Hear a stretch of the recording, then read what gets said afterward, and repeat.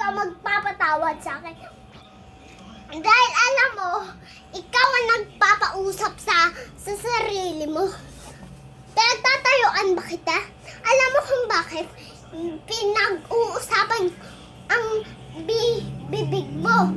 Tumahimik ka dahil wala na akong pakay. Kung wala tayo, wala na akong anak. Lumayas na tayo lahat dahil wala na akong makakaibigan. Hindi naman nga po ganyan. Sinabi ko na pamilya ko lang.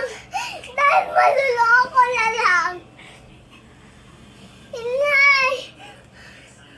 Inay! Sige na po! Inay! Wag niyo na kasi ako ipakulong! Inay! Wag niyo na akong pakulong!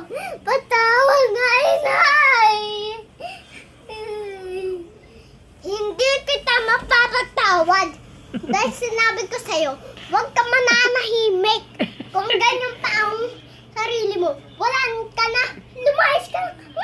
Kasi ang kut-kut mo, wala ka na maisip. Wala ang ganyan ba? O ganyan? Kasi mas sarili ko na lang.